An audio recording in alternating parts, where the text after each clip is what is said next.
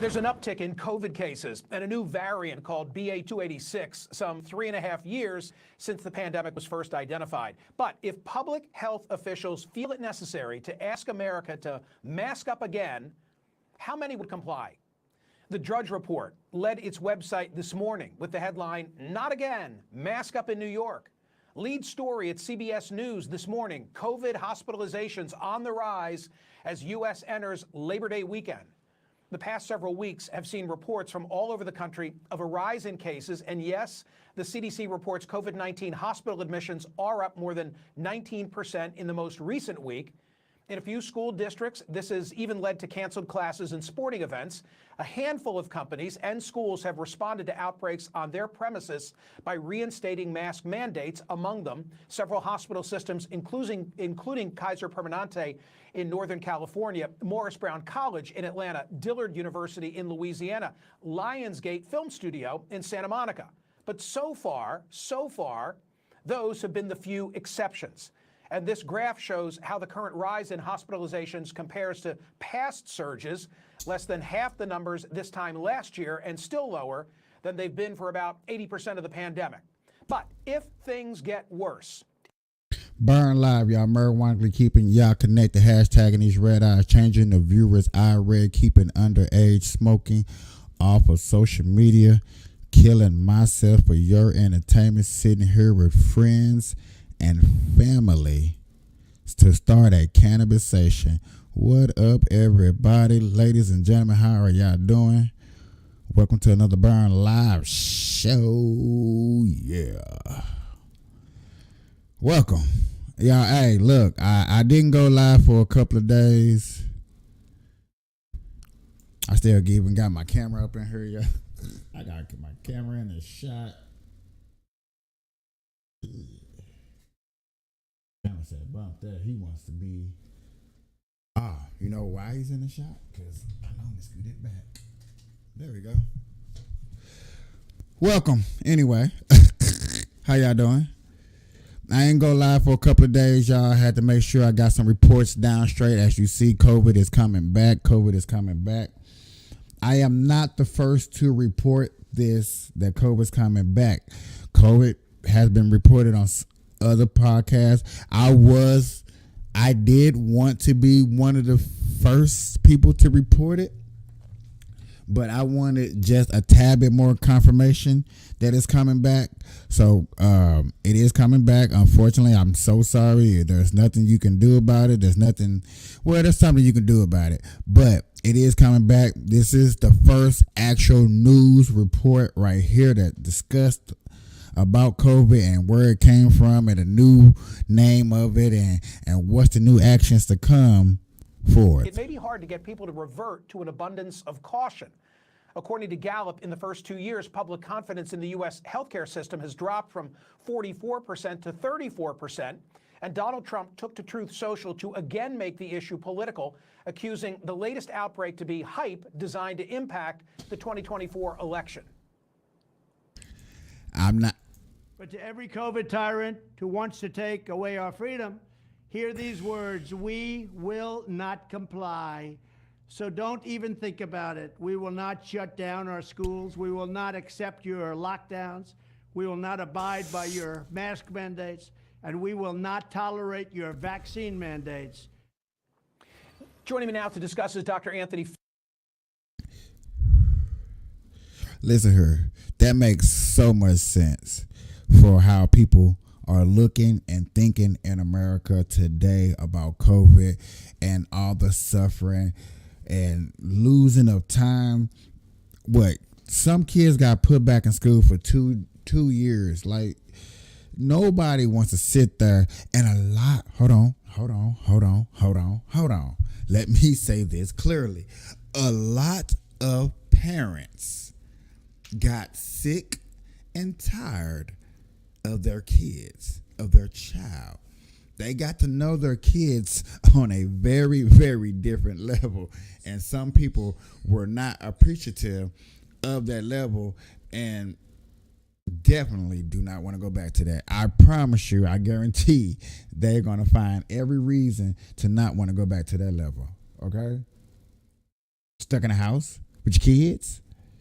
And you already know how they is. Some of y'all don't know how y'all kids are, and they just now heading into puberty and stuff and stages that you definitely don't want to be locked in a house with a puberty changing child.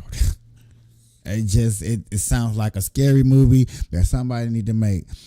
Steven Spielberg, if you hear me, I thought of the idea first. I need my cut.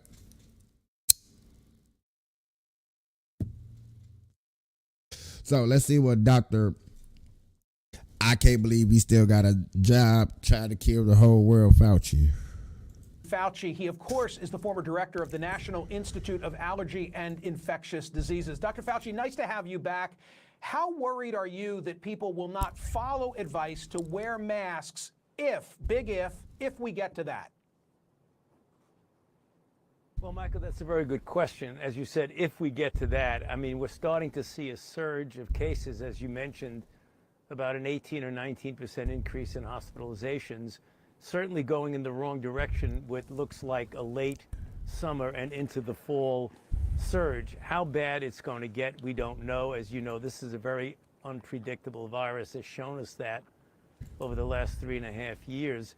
I am concerned that people will not abide by recommendations. And we're not talking about mandates or forcing anybody, but when you have a situation where the volume of cases in society gets to a reasonably high level, particularly the vulnerable, those who are elderly and those with underlying conditions, are going to be more susceptible and vulnerable if they do get infected to get severe disease leading to hospitalization. We know that. That's a fact. We've seen that. So I would hope that if, in fact, we get to the point where the volume of cases is such and organizations like the CDC recommend, CDC doesn't mandate anything, I mean, recommends that people wear masks, I would hope that they abide by the recommendation and take into account the risk to themselves and to their family. I wish he would be more specific when he says recommendation. What is you consider a recommendation? A lot of people recommend masks. You had people wearing 2 masks. I know for a fact wore 2 masks. I know for a fact a person got to prevent COVID, getting caught and spread it, and still caught COVID. These are facts, ladies and gentlemen. I know a person. I wish I can bring them onto this show, but that's near or there. But this is right here. I'm not going to go off and too deep into this. I just want y'all to see that COVID is back, and it's here. It's here. Welcome everybody. I do have marijuana stories to go over today, so give me 3 seconds. Get your weed, get your bongs, get your blunts, get your bongs. If you hear me breathing in the mic, I'm sorry. People, I got a text message out around. Hey man, I heard you breathing. I'm trying to listen to Dr. Fauci lie to me, and all I hear is, I was like, my bad, lady. My bad if the microphone works better than what I expected. I'm sorry. It's just one of those days. I appreciate people stopping by and hanging out with your boy. For real. But let's get into this, Judge, over this Alabama laws. In Alabama. Today, a judge extended a pause on the licensing and delayed a hearing on the Open Meetings Act violation that was alleged by one of the companies denied a license. State Capitol reporter Maddie Beer Temple is in Montgomery with the story.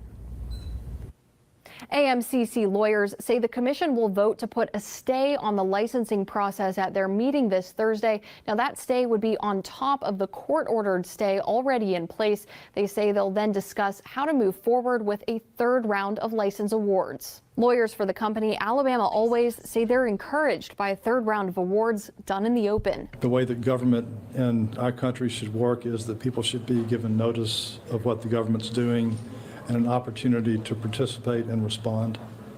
That's it. It should be. We should be wanting a annual lookout, an annual paper of taxes, money, revenue, and things, especially in this marijuana.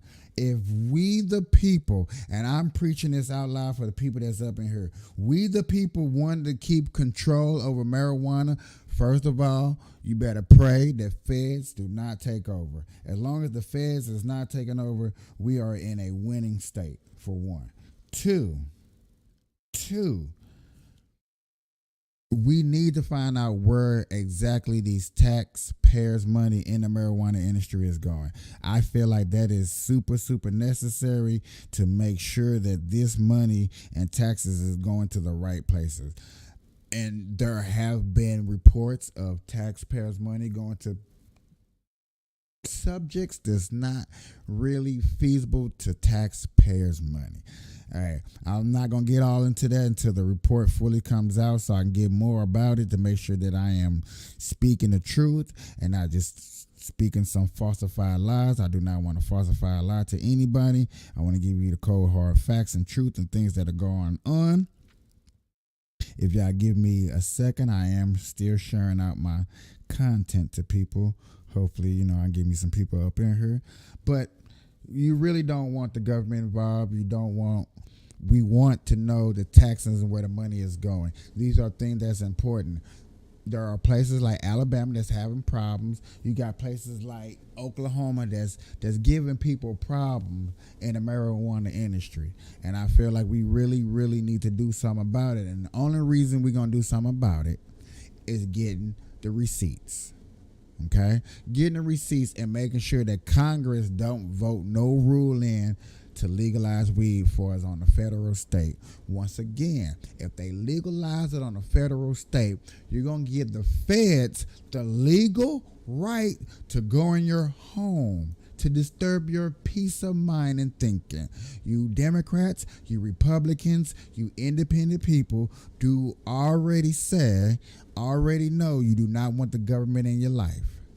You keep repeating it. So this is a main reason, a main way to help us not have them in our lives. I'm hopeful that the process is heading in that direction. Alabama always built a facility in Montgomery and was twice denied an integrated facility license. The AMCC score sheet shows them ranked 26 out of 38 applicants. Their objective at the end of the day is to get a license, and they spent a lot of money. Meanwhile, other companies have joined the litigation. Verano, Alabama was awarded an integrated facility license the first time, but not the second. The score sheet shows them ranked number 1. In their complaint to the court, Verano says they should get a license. Their CEO also sent a letter to Governor Kay Ivey saying they're, quote, ready, willing, and able to invest at least $40 million in Alabama. While the companies battle in court, Shay Garrigan with the Alabama Cannabis Industry Association says patients are waiting. I think it's very sad because nobody was there representing the patients. They were just there representing people that did not receive a license. The only thing people that are in pain right now want to know is when can I get my card? Now, Judge Anderson extended that temporary restraining order until September 6th. That's also when he'll hold that hearing on the Open Meetings Act issue. Reporting in Montgomery, Maddie Beertemple, WDHN News for the Wiregrass. For the Wiregrass. The last best place is probably the last place you'd expect to see this. Dispensaries and grow houses dotting Montana's stunning landscape. I've been saying it's got to be Montana. I think I did this report already. And the delays.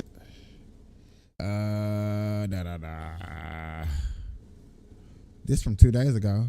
See? So the U.S. Department of Health and Human Services has reportedly taken the first step toward easing federal restrictions on marijuana. Cannabis is currently legal in some form in nearly 40 states now, but federally it's still illegal and classified as a Schedule I drug, the group that includes heroin and meth.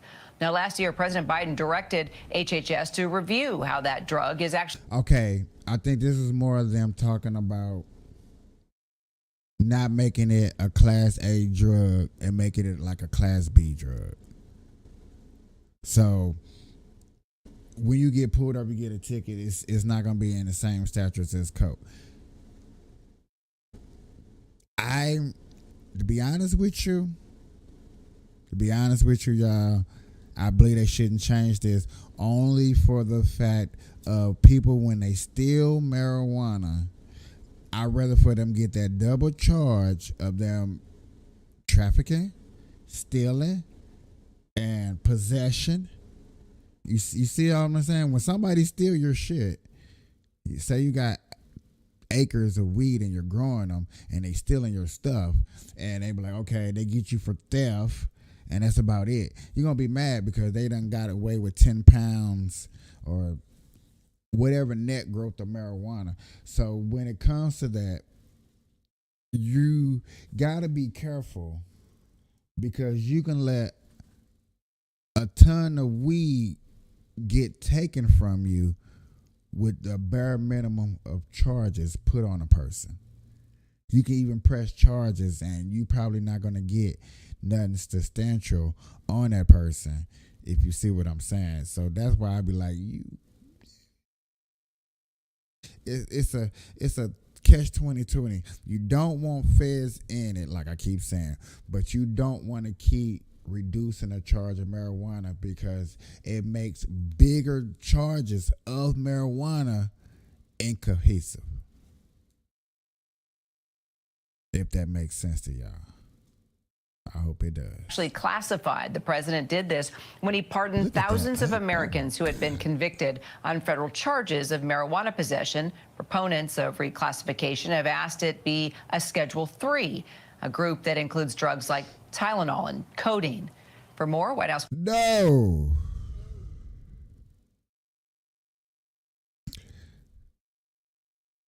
No. Ladies and gentlemen, no. Because then and I'm sorry to say this, and I know people are going to hate, but man, that means that's giving us, the people, the right to abuse marijuana. It gives the right, and I'm not saying you, and I'm not saying you, and I'm not saying you. I'm talking about those out there that's going to take advantage and abuse the marijuana system. Abuse it. Not just, oh man, we got a couple of ounces. We just went on a road trip. You know, we smoked around 3 ounces. Okay, that's cool. We rode around with 3 ounces. Y'all was smoking. Chilling. What about that person that's riding around with 10 pounds, which an estimate of 10 pounds on street cred is almost worth, it's about worth a meal. Close to it, somewhere around the estimate of a meal or less, running around. And like I said, when that person get pulled over, what he's going to get? He's going to get charged for Tylenol. No. Correspondent Selena Wang joining us once again, and our contributor and history professor at Johns Hopkins University, Leah Wright Rigueur, joined me now. So, Selena, just walk us through this recommendation from HHS and why it's getting mixed reviews. I'm smoking too with you guys, so don't get it Kira, twisted. if this actually goes through, it would be huge because, as you say, this would mean that it would lower the risk category that it's in. Currently, marijuana is categorized in the same way that heroin and LSD are, with no accepted medical use.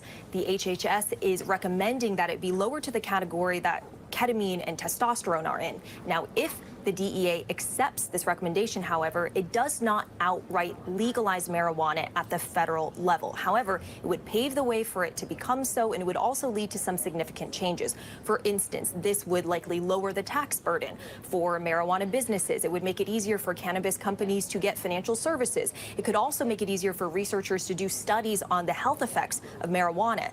This also comes as marijuana legalization has been getting more broad bipartisan support. More than 20 states have legalized recreational use, and 38 states have legalized it for medical use.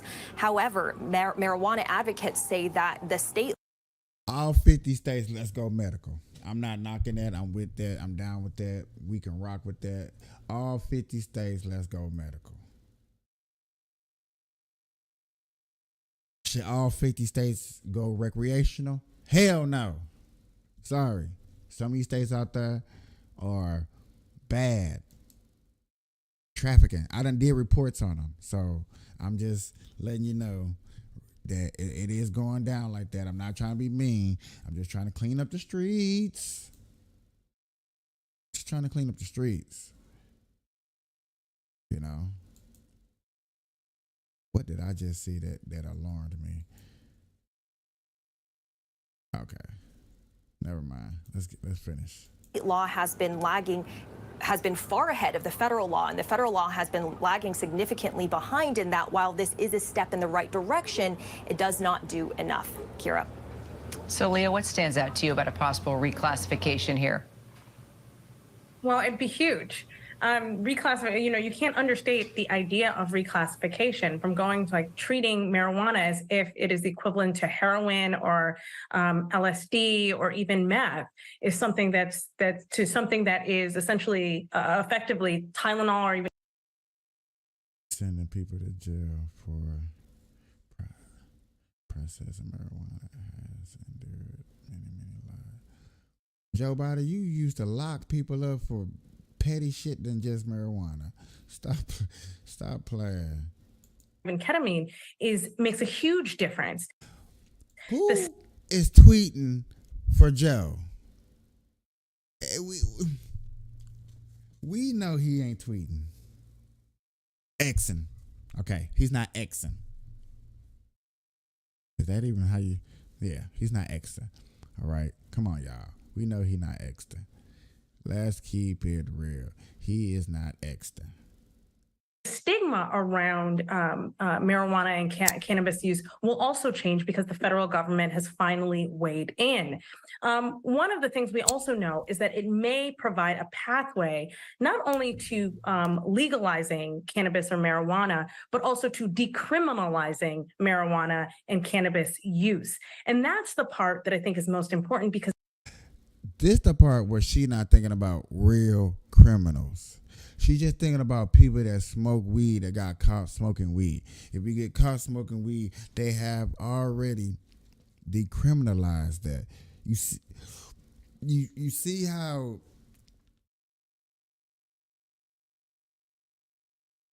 it's already been. We already decriminalized weed. Bruh, it's down to a misdemeanor. You want to treat it like a Tylenol, okay. People are going to start giving kids weed just for the hell of it because they claim that the kid got a headache. Oh man, it's a Tylenol. Get a kid the weed. Abuse of marijuana.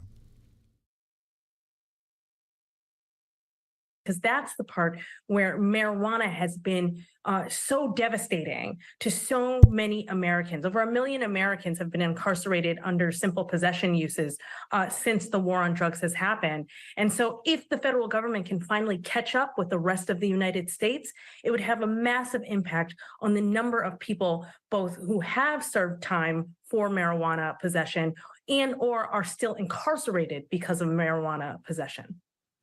So, Selena, how does this fit into Biden's broader goals? Well, Biden did campaign on decriminalizing marijuana. Last October, he had announced that he was granting pardons to all people convicted of simple marijuana possession under the federal law. But again, as we've been saying here, reclassifying the drug does not decriminalize it entirely. The drug would still be illegal under federal law. So the expectation, though, is that if this does get reclassified, if it successfully goes through with the DEA, that it would at least lessen the punishment and could eliminate criminal penalties under the federal law. But again, many advocates say they need this to go a step further, and they think that marijuana should be removed from the Controlled Substances Act entirely. And I guess final thoughts, Leah, just from a civil rights perspective, just the benefits from a possible reclassification of the drug. You touched on it a little bit, but maybe we could dive in just a little deeper before we go. Sure. So I think that there are two major benefits. One is because the states have largely, all but 4 states have essentially decriminalized marijuana and cannabis. We've seen a booming industry in those fields, and people have been making a lot of money. But the majority of the owners of those businesses are white. And the problem is the people who are disproportionately punished for marijuana and cannabis possession have been Black and brown people. So part of what this larger kind of pathway towards decriminalization does is actually broaden the financial benefits of marijuana, but also open a pathway for people. It always got to be something for the Black and brown.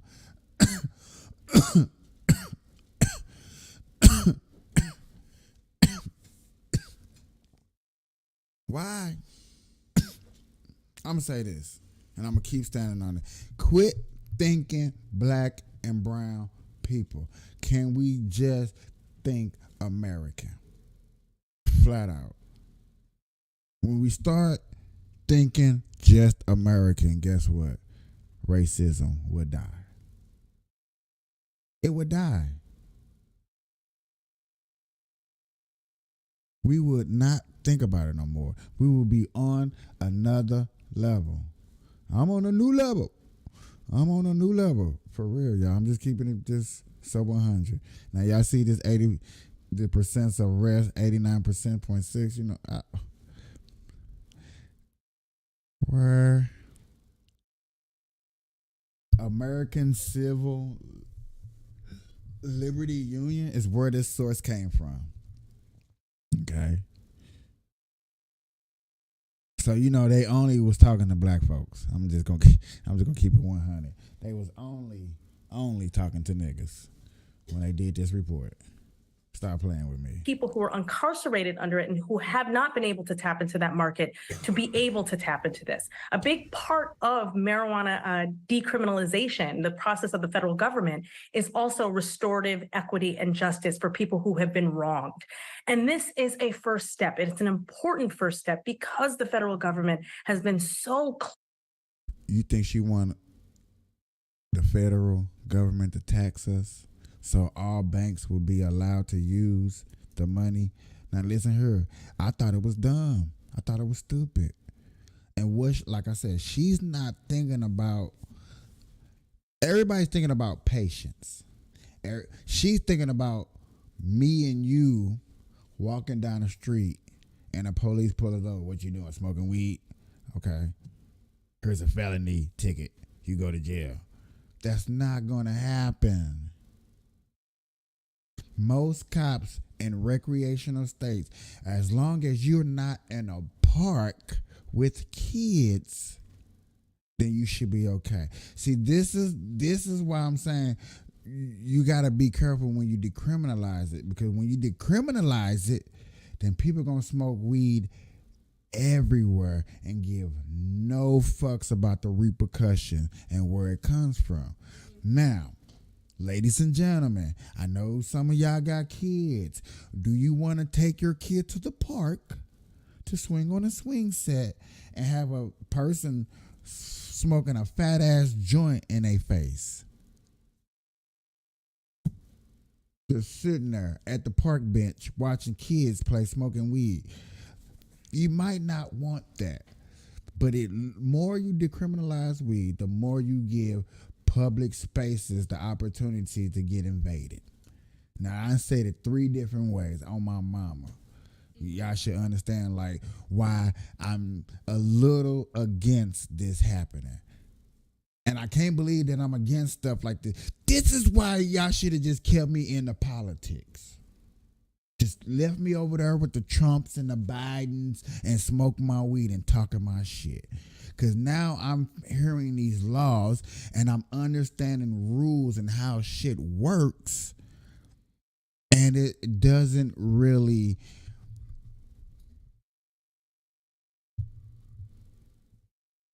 It really doesn't fit the benefits for everybody when you're only looking out for only 2 people, blacks and brown people. That is technically racist. I said it. I didn't want to say it. I was really looking for something else to beat her around that racist point or attribute of looking at this situation. But when you only, and I'm just saying, that's what y'all seen the statistics, y'all seen the numbers, you see how she's finna fix her lips, she's finna roll them tongues and say an R word. Now I'm just playing. I don't know what she's finna say next. I ain't heard this video. But still, you got to think about the concept and where it comes from and how it looks. Okay? You don't want...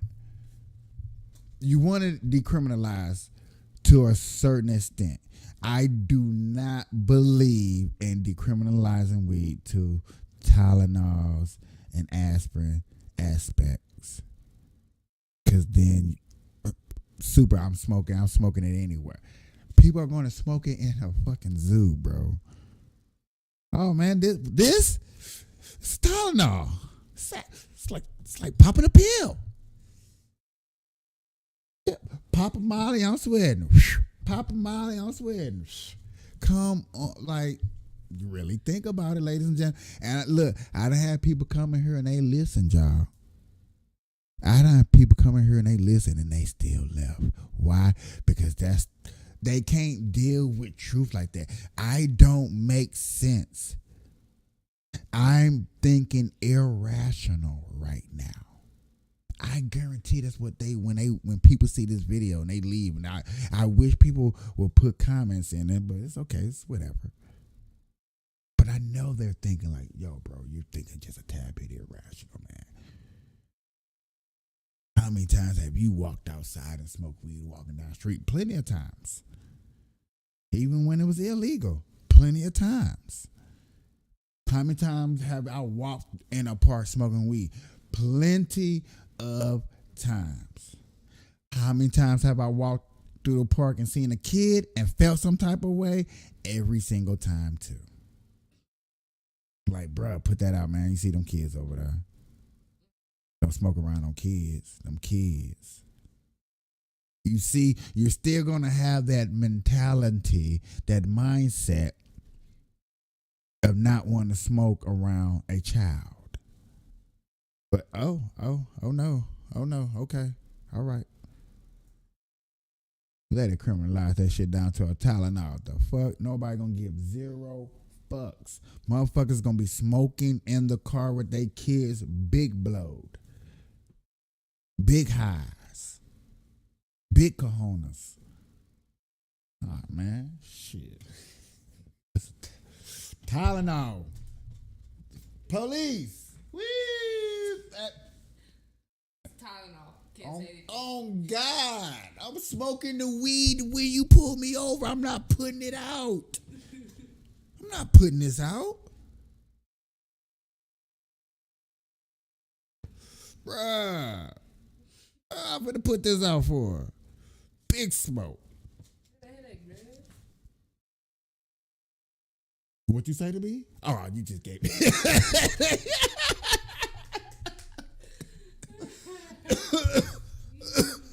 What you say to me?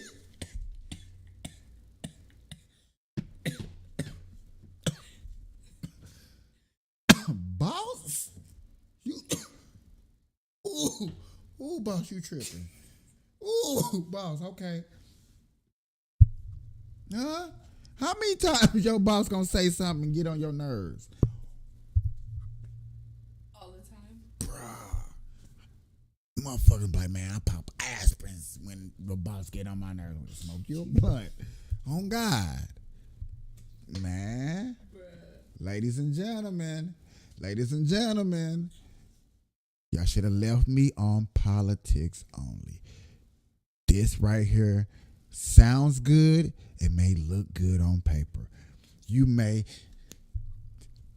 Listen here. You may be able to call Tyrone and tell him to come on home, but damn it, Tyrone smoking in front of little Tyrone Jr. Shit. And the third, nigga, we smoking big blunts in the house. Nobody's gonna think about that other aspect of the child. Like, I see parents nowadays when it comes to smoking weed, man, they go outside.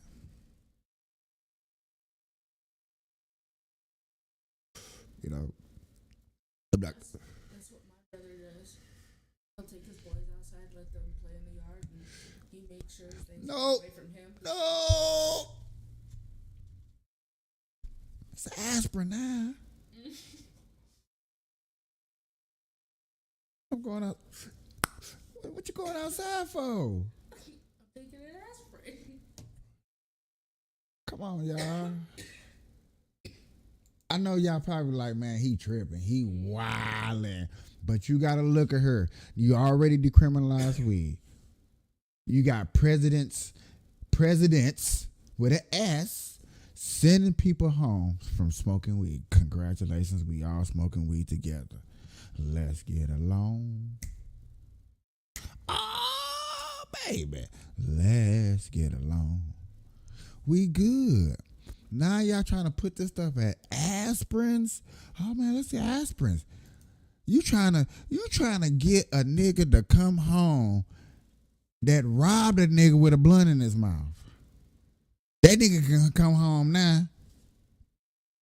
Why he get to come home? Because I was popping a pill. They might not got me for the gun charge. They got me for the weed charge because they couldn't find the weapon. I didn't think about. Nobody thought about that shit. Oh yeah, I robbed him. I robbed Jerry and Flint and Kushar and Bruno Mars and Flint, Michigan and Florida and Mary. I robbed them all, but they never found a weapon. You know, every time they found on me, that aspirin. What they pull you over for? Man, weed. You know how, I don't know. If you ever been locked up, you not been locked up. I hope people watching my show ain't never been locked up. But when you get locked up, man, what you in for, man? Man, I robbed these niggas, bro. I got at these fools. I got at these dogs. Man, I got them dogs. Man, so what you in for? A blunt? What? Yeah, man, they found some weed on me, bro. If they didn't find that weed on me, dog, I'll be a free dog.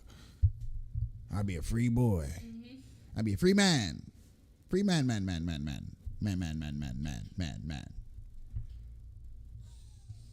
Huh? But guess what? He locked up, you know, cool. He coming home. He popping pills. That wasn't no weed. That was an aspirin he was popping. He pulled out on them people. He had to calm his nerve. He robbed you and caught a headache. Wow. Is that ridiculous? That he robbed you and he caught a headache. And he started popping that Tylenol. It got caught by the police. Okay. Y'all better wake up to the realization. That's how deep it is. I just want y'all to understand where they're trying to take marijuana to a level to where, no, just no. Just at some point, some cases, some form, you gotta leave where it's at. Okay. Y'all, I am finna go back and forth with these stories. Okay. I keep seeing this one story that keep catching my eye. I got to see what this is about, y'all. You know when I see oh. We gonna take a special quick timeout to give my boy respect. Hold on. Let me get this right. Let me get this right. Let me get this right. We gonna take the time out 1 second, one time for your mind to give my boy respect. Okay. Now, yes. If y'all don't know what I'm talking about that bad man prime time. Put a whooping on TCU, 17th ranked in the country. Against Colorado 45-42. Them boys out there playing, them boys out there dog fighting. I had to stop and give these boys props just for 2 seconds, y'all. I just really want to get just to the beginning of the interview when she first got to him. Real quick, y'all. I just want y'all to hear this real quick, bro. This I just want to. They played smart in big moments. And our Jenny Taft is down with Coach Give a shout. Just give a time out. We're going to get back into the stuff. It doesn't get much better than this. You said all along, we come in, this team is here, and wow, did you impress? How proud are you? Look at Prime. Thank you, Jesus. I'm so thankful right now. My son, man. My pop right here. My son, my other son. Yeah. Bro, man, I'm loving these kids. Rick George for giving me this opportunity, man. This is a blessing. Everybody, Buff Nation who supported us in all the hood that had my back. I thank y'all. God, this is good. Woo! What can you tell me about your defense and the way they came up huge with that stop to get this win? They surrendered some big plays throughout the game, and all we kept teaching was just we need one stop. But what about the offense? How did they respond? How did these guys respond? I don't know how many snaps he played, but we're going to put a hot tub on the plane for him to make sure he's straight. Hey, we're excited because we are. That boy played offense and defense, y'all. Offense and defense, baby. He didn't come off the field. He did not come off the field. That boy played his ass off. Yes, ladies and gentlemen, when you see performance like that, I get hyped. I get hyped.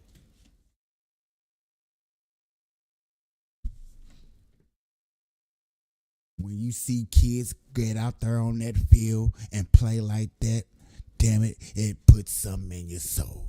It makes you do something to your body.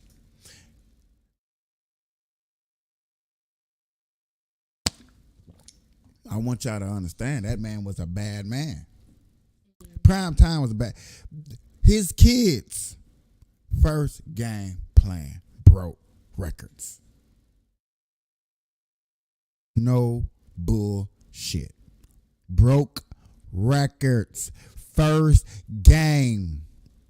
Ladies and gentlemen, I guaranteed everybody's going to be talking about Prime Time tomorrow.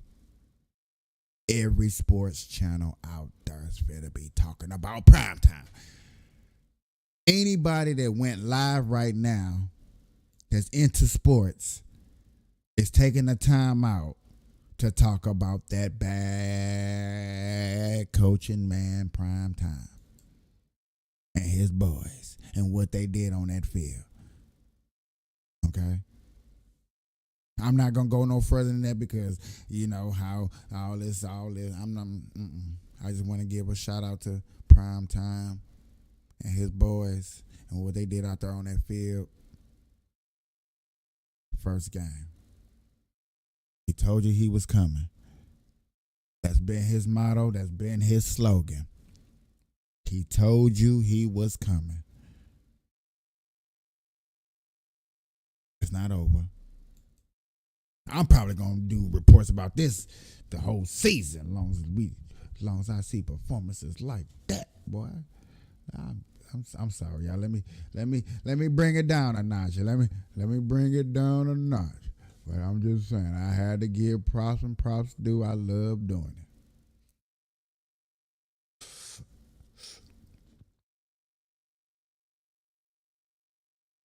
Nah. I gotta hear this Jeff Rogan and Bill Myers. Roast woke activists. What? If it's good, like I think it's good, like I'm gonna go back and forth. It's only 10 minutes, so after this, you know, we're gonna talk about some more marijuana stuff. Y'all know how we do it over here. But I'm just too interested to go the whole hour fully on marijuana. I did a hot good 30 minutes. Yeah, I did a hot real good 30 minutes of it. So let me just go do a little back and forth real quick, please. Why can you go to a dinner party in Los Angeles with like 10 people and half of them have trans kids? Right. And that would never happen in Indiana. Now, maybe some people in Indiana are afraid to come out. That could be true, too. I'm sure it is to some degree. But it's just ridiculous that it's a regional issue to this degree. So obviously, and I know people who say, oh, yeah, at my school, all the kids want to be trans. It's just not cool to be straight anymore. Right. You know, it's like every generation has to find a way to say to their parents who gave you everything, fuck you. Right. Whatever you do, I'm going to do different. And for a lot of kids, that now is just gender. My stupid, lame parents think that humans are male and female. Gross. I'm fluid. Okay. But like you say, you know, when you get a little older and you've mutilated your body, maybe that'll be a decision you're happy with, and maybe it won't, but there's no going back. No going back. No going back. Yeah, it's terrifying. It's just terrifying that it's also something that people are making money of. All right, guys. So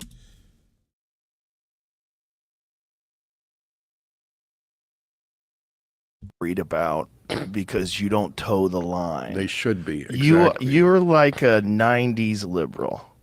You're like a liberal. This motherfucker got his feet up Hey, Bill Murray got a podcast or whatever. He got good ratings, y'all, and he be getting fucked up. Okay? He be getting fucked up. Your boy be up there getting fucked up, okay? Just saying. Liberals back when they were more reasonable before they became leftists. And now every liberal kind of has to be a leftist. It's not if you want to be on the team, you got to subscribe to the most fringe ideas that the team is promoting. And I get in trouble with that too. It's such a I mean, there's so many, like Joe List has talked about that recently, the comic Joe List, very funny guy. And he was talking about he's like, I'm a 90s liberal. He goes, what? I didn't change. It's like everybody else kind of changed. It just got real weird, like what you're allowed to disagree with and not to disagree with. And, it's strange. I'm always trying to make the case that liberal is a different animal than woke. Yeah. Because it is. And you can be woke with all the nonsense that now implies, but don't say that somehow it's an extension of liberalism. Right. Because it's most often actually an undoing of liberalism. It's so you can have your points of view and your positions on these things, but don't try to piggyback on what I've always believed. I have always believed, as liberals do, for example, in a colorblind society, that the goal is to not see race at all anywhere for any reason. Yes. That's what liberals always believed all the way through. Obama, going back, Kennedy, everybody, Martin Luther King. That's not what the woke believe. They believe. Y'all started going crazy, going nuts, going berserk, out of your minds when y'all let the BLM in. LBG already was out of control. That community was already out of control. But when Obama technically, and this is fact because nobody really before that had put nothing into paperwork. Not that I don't know if anybody pressed them. I'm not here to get into that. That's not my point. My point is to say Obama got that shit cracking. The riot in St. Louis, technically in Florida first, but Mike Brown in St. Louis was the second one where they totally destroyed my hometown.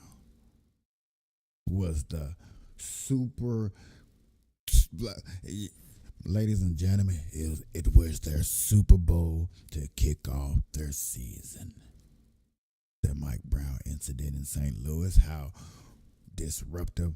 The man said and yelled loudly, "Burn the city." And damn it, niggas burnt the city. Burnt the shit out that motherfucker. Burnt all nigga shit. Didn't burn nobody else's stuff.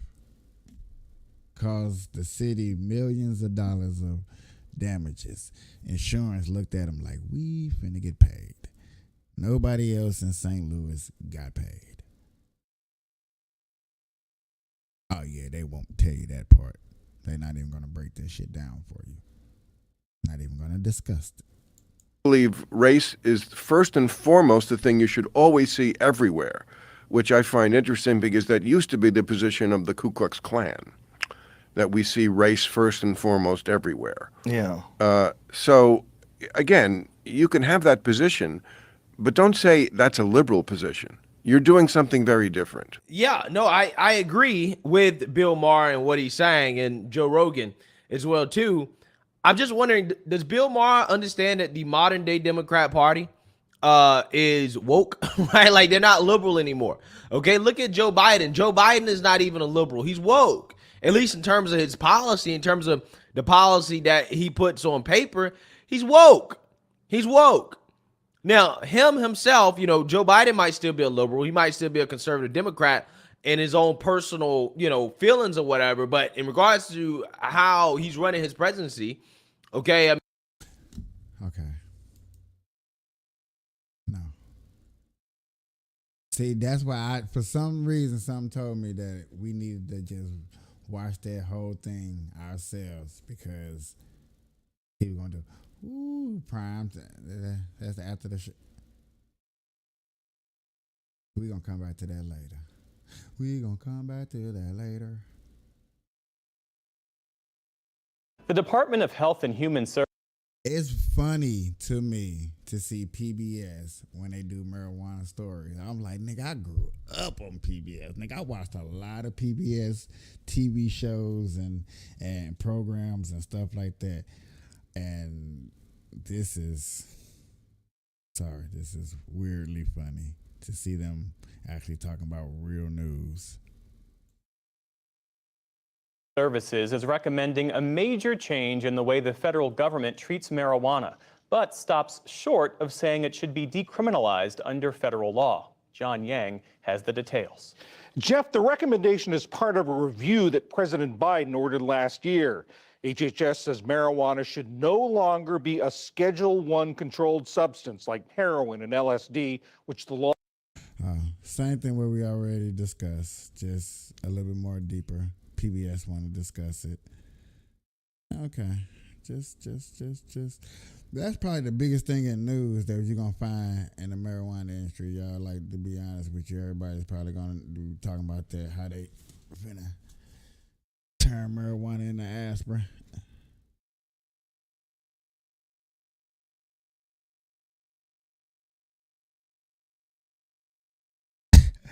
Hey, Angel Cakes. What we just talking about? Lake Mead? Yeah. Lake Mead update.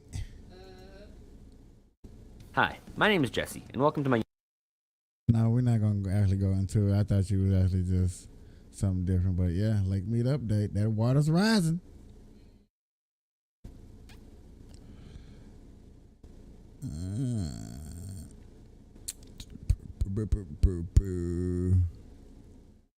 Damn.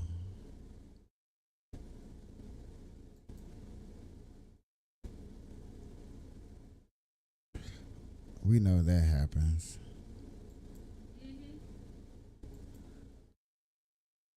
I want to see something. Hold on, y'all, lady.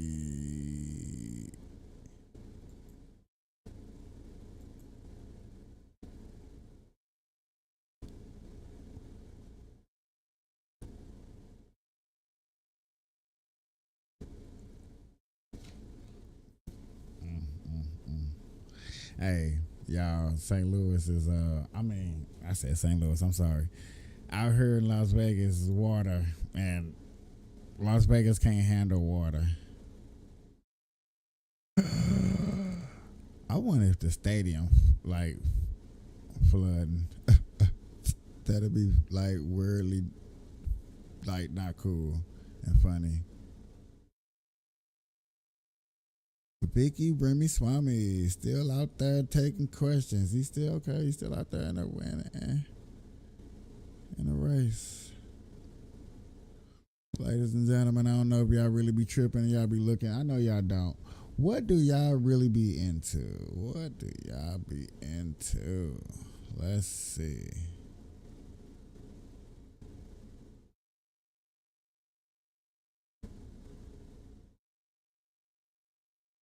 WWE. Everybody's into college football. College football.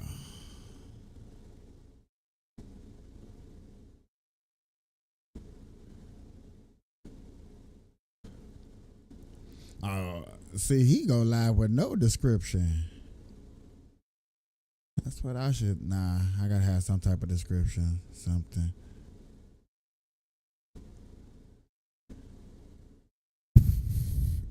#1 female Madden player? Ladies and gentlemen. Nah. Hold on. To plan so far, their defense has been solid, and they've got themselves a 7-0 lead after the touchdown the last time they had. What was that? No time to even think about, hey, are we going to milk the clock? Hey, are we just going to do ball control? This is the NFL. Come on, we gotta get out of this touchdown, man. Ass firing up a fat ass blunt. Here's 2nd and 10. Mic'd up.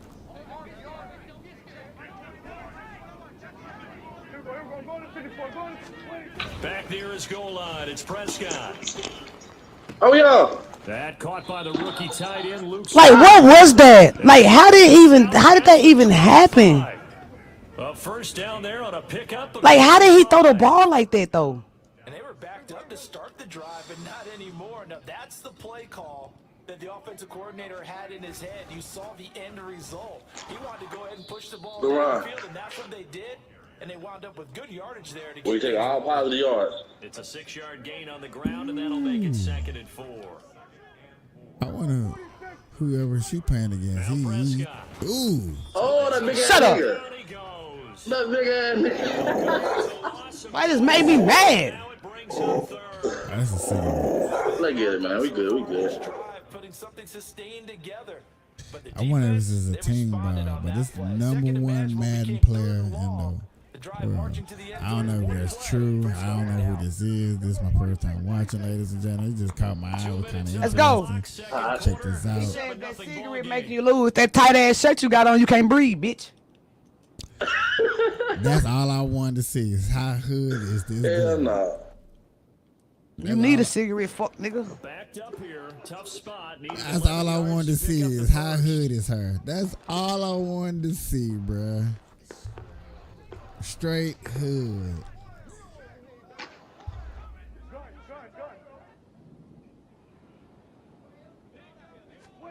I wonder what makes her #1. Oh, I missed him.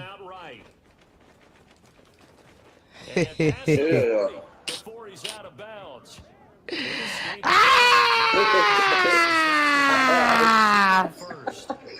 After the sack, you could understand it. She sound like she smoked cigarettes. A little skittish, but looked awfully decisive when he took off. Bro, let me get up out of here, dog. That's what's up. I'm gonna get that ball. I'm gonna get that ball, Devin. Devin, I'm finna get that ball. Watch. I'm finna get that ball. Watch. That's some bullshit, man. I know her mic hella loud, bro. Bro, what the fuck going on? Hey, y'all see that shifting? I Y'all see can't. that shifting? There's no way clipping, I nigga, can. now. I turned it all the way down Ain't no too. way in here that same play I just did do the same damn thing. Get out of Man, you know, hey, they down south, wherever they from. They country as hell. Damn, boy, Fucking go, man. That's some bullshit, man. I don't like shit. Go, man. That's some fucking bullshit. Oh, is she playing against him and he just super down south? Damn, boy, EA be trying to fuck a nigga, man. EA be trying to fuck a nigga, man. She is locked in, though. We good. Lock in. Thank you. Lock in what? I told y'all to get my fucking ball back. Ooh. Up close. Atlanta for sure. Atlanta for sure, you think? I thought I was fucking lying. Hey, man, it make me want to put them on a big screen like that. Let me put me down there somewhere. I thought I was lying. Get my fucking ball back. Bruh, she is aggressive. Fuck y'all thought this was, man. Let me see if I can. Fucking ball back. See, when the time where I need that other one where she just have her own screen and I have my own screen is the part where I need right now. Sticky. Clipping. Ooh. Hey. She backed it up, though. Hey, clipping, kid. Wiggle. Is she doing her instant replay? Not her own instant replay. Can't really do shit like bottom when you first get like that. Not her own instant replay. Nigga look crackhead. Ooh. Hey.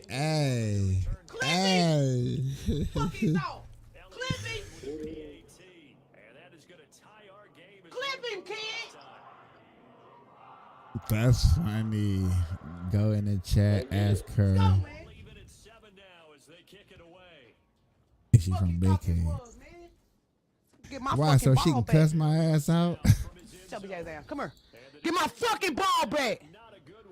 Where is our chat? He ain't scoring no motherfucking more, man. He ain't scoring no more. I got 39 seconds to score again. Set for this next drive by the Cowboys offense. And they've got a little under 40 seconds. Eagles and Cowboys too. That's wild. That's weird. That's what I mean. That's what's up. Let's go. Let's go. That's gonna be a die, too. Let's go. It would have been 16. Hey, she got 4,000 subscribers. Woulda, coulda, shoulda, nigga. I don't know how many people up in. There's people up in here. Okay, let go. Woulda, coulda, shoulda, nigga. Nigga. How the fuck you doing He's that, nervous. bro? He's nervous, y'all. He's nervous. It's not even He's that nervous, nervous. bro. Like, I can't even switch on my play mid-second, bro. Why I don't bother shit like that? Come on, man. Come on, Mike. Yeah, man. Start that bullshit, man. Well, I know y'all don't fuck on. Shell doing a lot of crime right now. Cause it's bullshit. Come on. It's the tight end Kelsey. And with just 4 seconds left in this first half, a timeout call. Man, okay, y'all, we're gonna watch 4 seconds, y'all. 4 seconds. Let's play smart, kid. Let's play smart, kid. 4 seconds. This is funny. Let's play smart, kid. 4 seconds. Final play of the half, Prescott. Oh. Damn. Clip it. Clip it. Clip it. What the? Clip it. Clip it. Clip it. Boy, there's no bullshit going on in there, man. Clip it. How did she get that? Wow. Bullshit going on in the game, man. That's the replay time. I fuck with it, though. I fuck with it. Ooh, now, okay. I mean, okay. Fuck he thought, man. Tell him he ain't scoring no more. I told him he ain't scoring no more. I thought I was fucking lying. I wasn't lying. Will take us to the end of the first half of play. And that'll do it for the end of the second quarter. This is the You want to see? It's on EA Sports. I wasn't lying, man. Interesting. And I get the ball. And I get the fucking ball, man. Ah, nah, we ain't finna watch that because she finna destroy him. She in the zone. You see that? She got in that zone. Once you get in that zone, you get in that zone, boy. There ain't nothing you can do. That's funny. Hey man, we gotta do that more often. That was funny. Just find a random live and go in and see what's crack-a-lacking.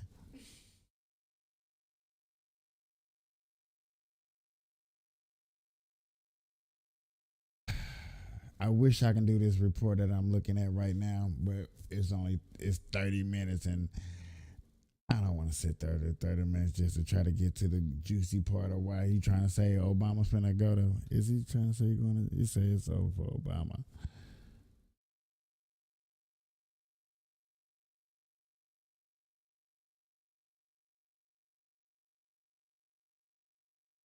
Okay. That scared the shit out of me too.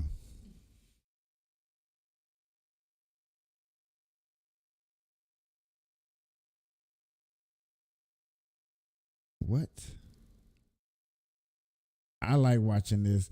Yeah, I like this show because he is very, very educational. Very. All right, people. So this is another one of my reacting to a reaction video. So this reaction video comes to it again from Vivek. I don't know. He just knows how to move people in a certain way because these people like hate him to death. So this is Sam Cedar and the Majority Report, which I think is a pretty decent show. But they are like left-wing lunatics. They are now going to review Vivek Ramaswamy's interviews in a couple of places where he's challenged on some alleged racist comments. So, you know, we'll go through their interview and we'll see, you know, if what is the deal? Why do they agree or disagree with Vivek? Or, you know, I'm assuming they got 1.34 mil, 4,000 likes. wholeheartedly disagree with Vic, but let's see what they say. When we were talking to Richard Kallenberg about his proposal to roll back zoning restrictions, Rehan Salam wrote a piece in The Atlantic saying, you know what? It's the shrillness. It's the pushy. But before we get into this,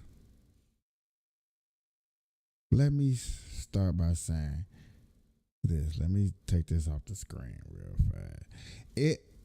It amazes me how many people who claim that they can come to this place of mine and sit here and grab this mic and can do this and sit here. Now I know and really talk about things that are education and smoke. Well, they be like, man, I can do that, man. I'll come over, bro. And then they don't show up. Is the things that I talk about really that controversial? Is the things that I talk about really that hard to have a discussion with? Is it really that hard? Is it really hard to sit here and educate ourselves and smoke weed and pop Tylenols?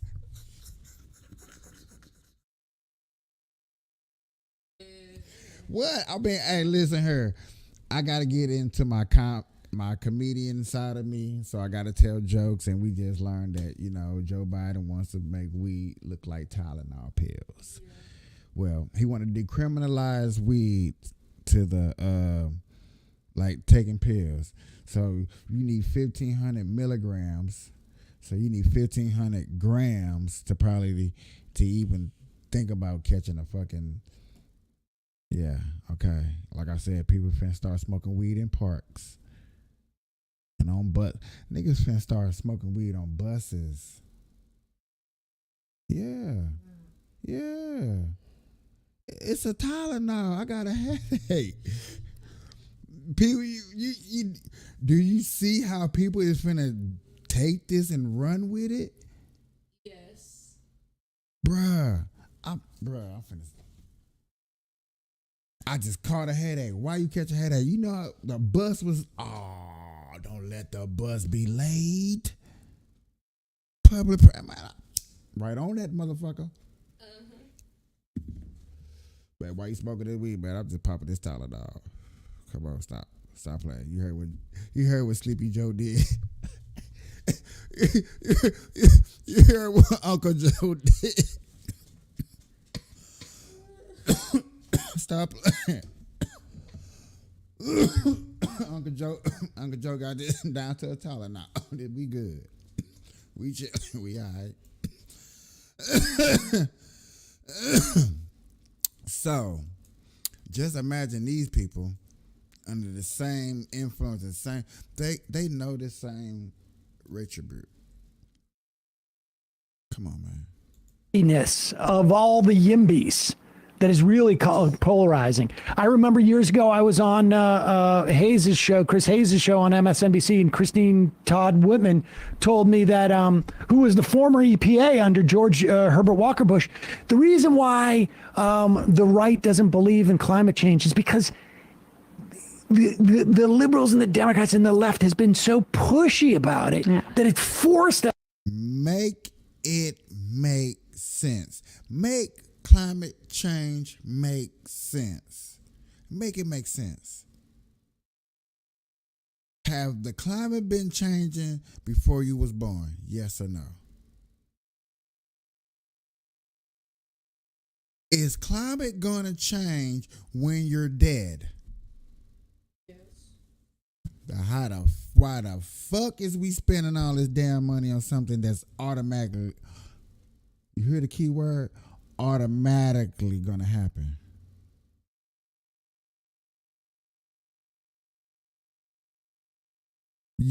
Climate change, I believe, under conspiracy, and this is just a conspiracy, this is just a hypothesis, this is just me going off the radar. Climate change is them saving money so they can ship their asses to Mars because they scared that this planet is going to be doomed. They're building a rocket ship in Texas. It's going to ship them to the moon, and some of them might go to Mars. If you go to Venus, you probably ain't got a penis. I'm just saying, make this make sense, bro. Us to take what you made us do. And here is Vivek essentially making the same argument that people who are fighting against racism are actually generating more racism. I think that's possibly true. I think people who pretend to be fighting against racism can generate more racism. And when you're scared of the boogeyman, okay, ladies and gentlemen, when you're scared of the boogeyman, and then you tell somebody else the boogeyman's real, and then you keep telling somebody else the boogeyman real. When you tell 20 years of people, hey, the boogeyman's fucking real. That's a lot of generations. That's 2 decades of people that's gonna be scared of the boogeyman. Have they ever seen the boogeyman? No, they just heard the story. Hey, the boogeyman was real. Yo, was racism real? Yes. Yes, indeed. When's the last time anybody seen a true, indeed, flat out, real, except for recently, just like racism, like flat out. Do people hate a different color? Yes. For a good reason? Probably so. Probably not. It happens. But to up here and say that climate control and racism got something to do with each other? Climate control and racism got something to do with each other. Okay. Oh, all right. So let me explain. If I go to a place and something happens to me, and I for a fact know that it's not racist, then I say, hey, they're doing this to me just because I am black, then that, I think, is going to generate more racism, right? Because people are going to believe that, and then when they find out it's not true, then they'll find some way about me, oh, black people are doing this thing. So that's why. So I do think fake racism generates more racism. And there are other examples.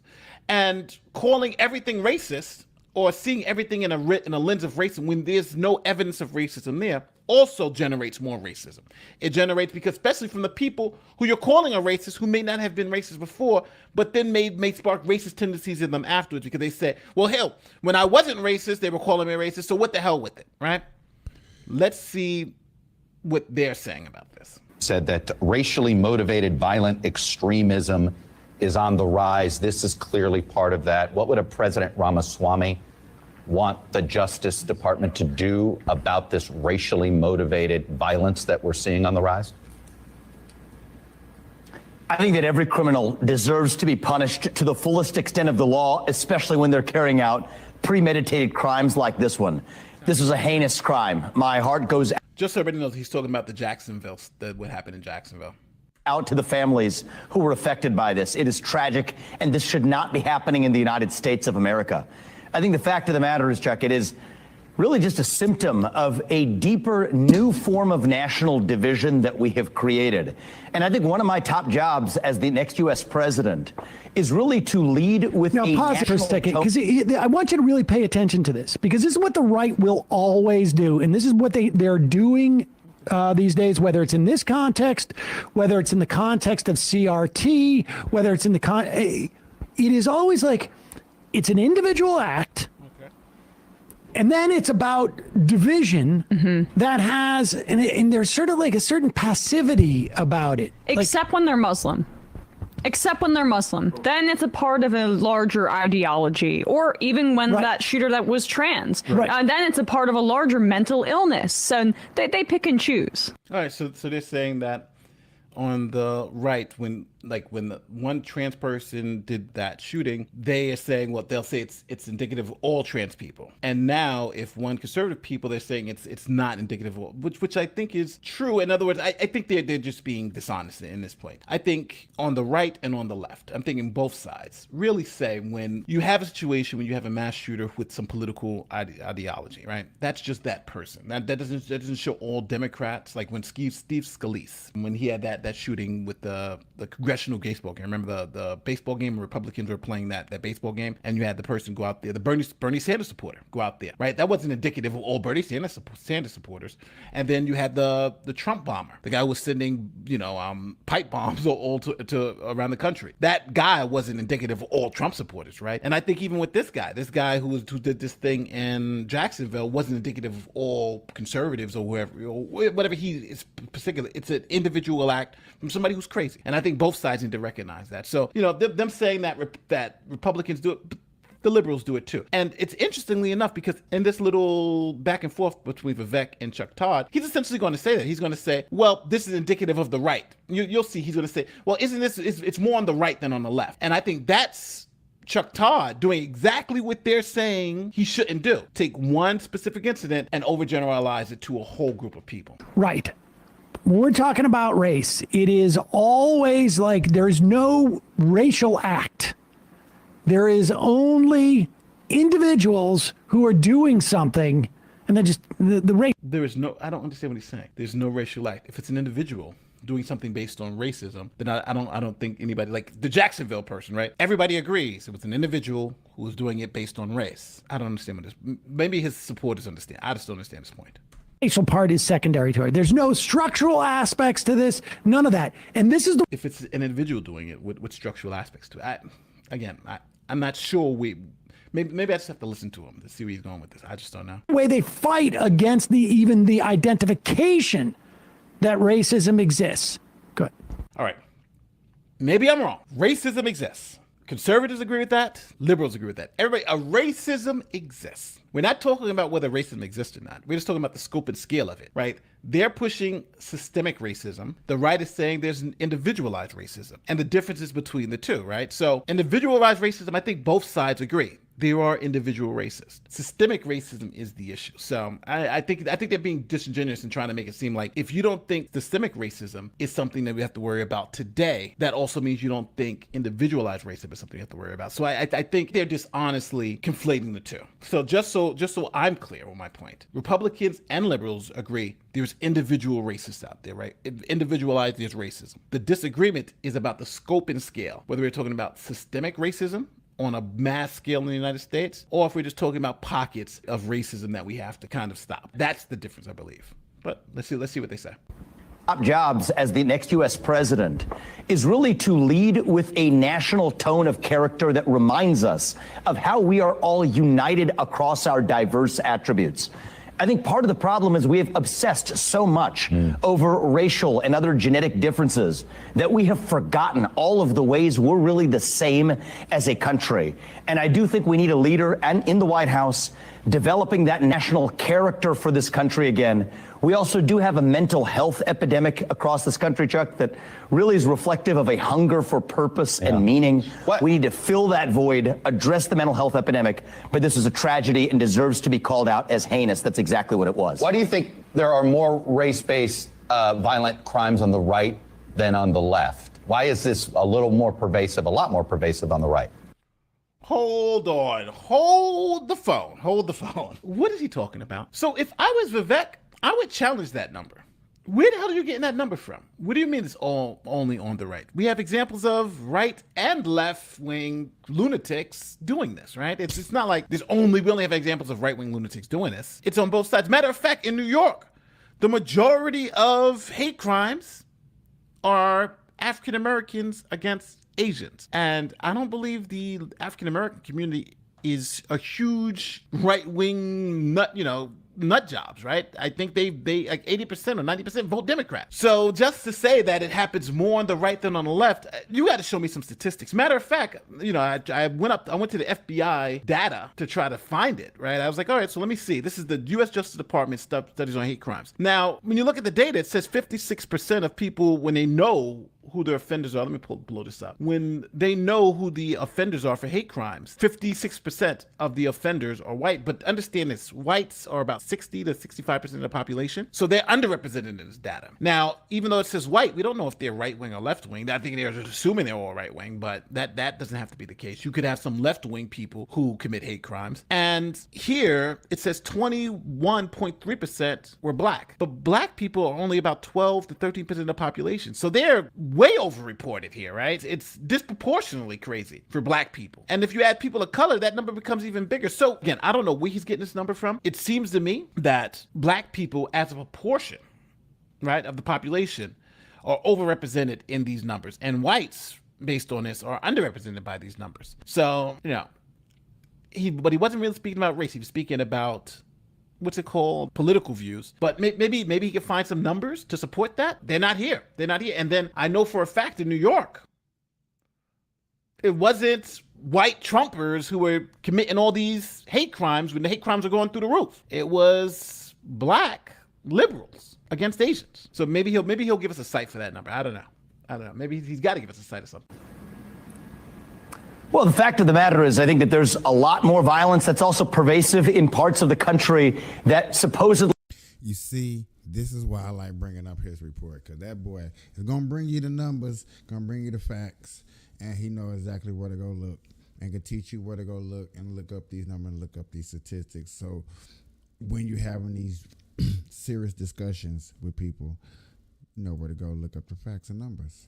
Our left-wing voter bases. So I don't think this is a pause it. Wait, this is like the way, like how she shifted this inch. The question is race-based violence. Yeah.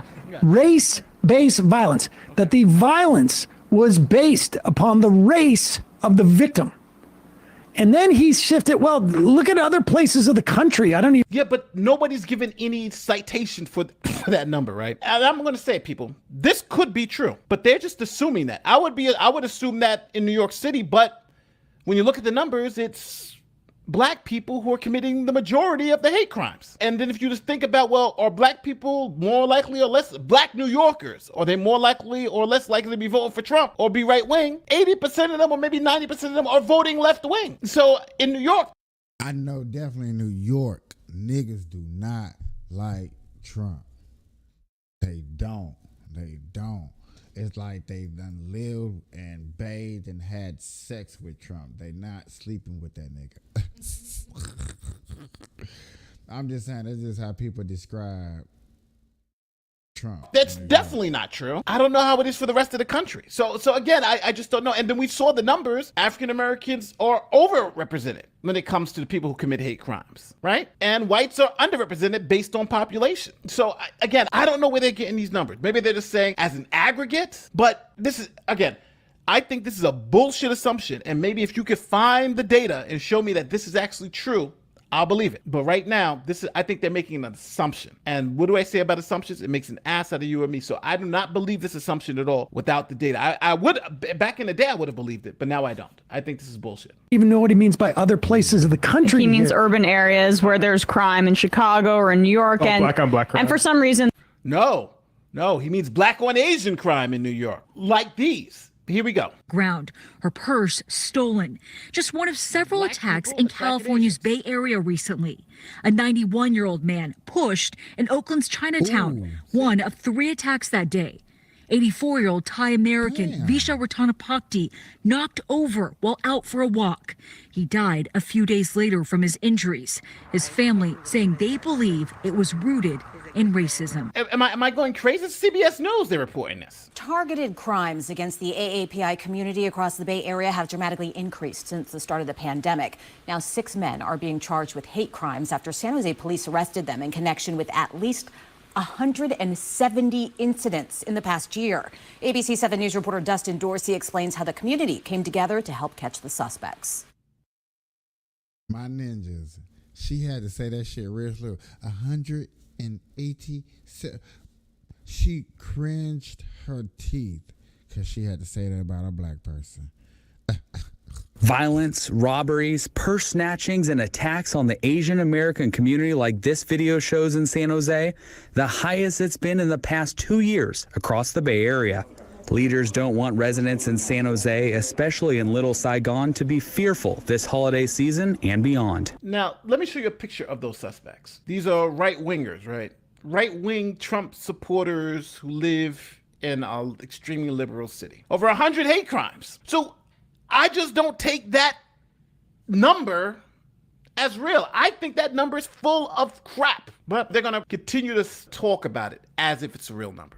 And those crimes like associated with, I don't know, theft or other like criminal acts, that happen because people are either desperate or they're stealing.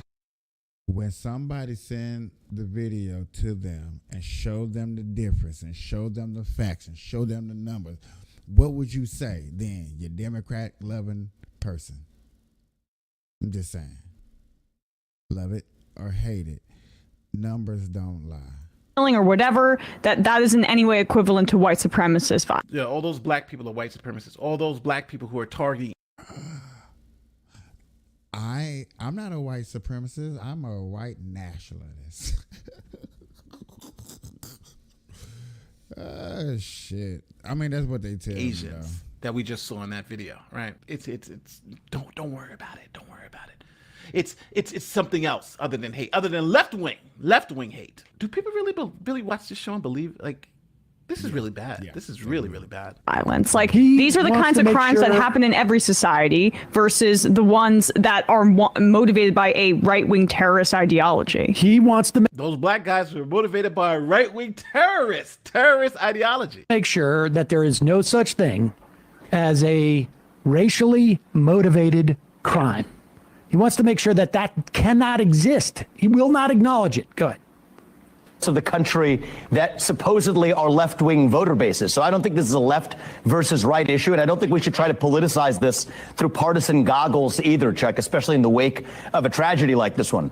The fact is there are more black men dying on the south side of Chicago. Do you ignore the elements that allowed this manifesto to spread online, and that what we're, it does feel as if social media connects some of these hateful ideologies?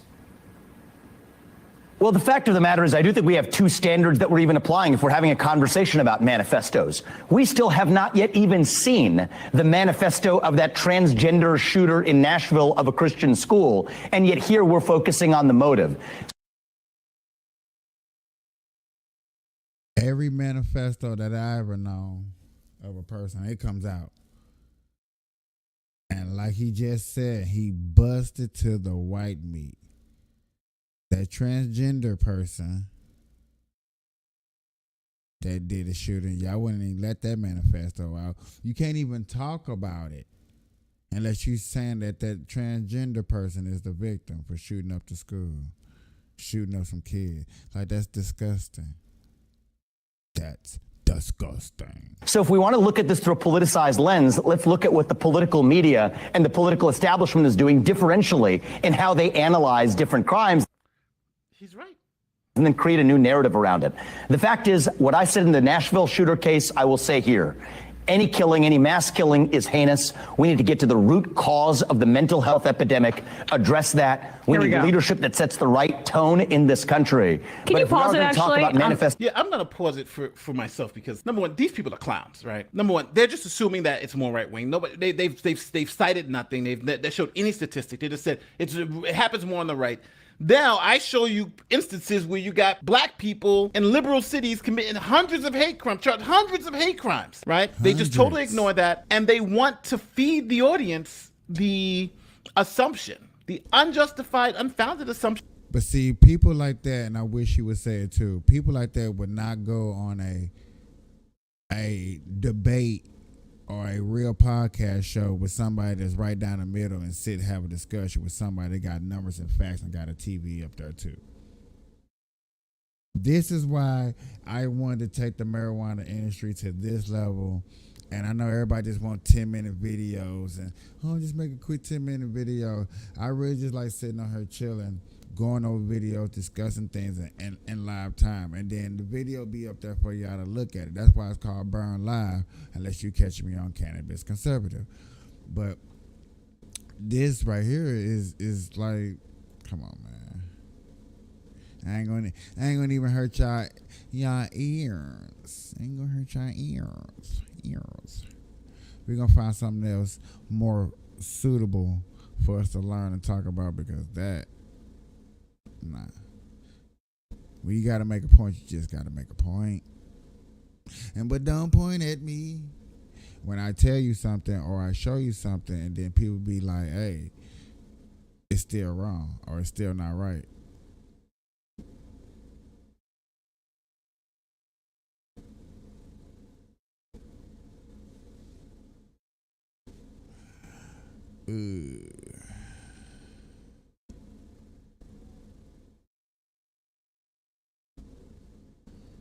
I'm trying to see everybody talking about this Maui Wowie with this Oprah Winfrey and The Rock.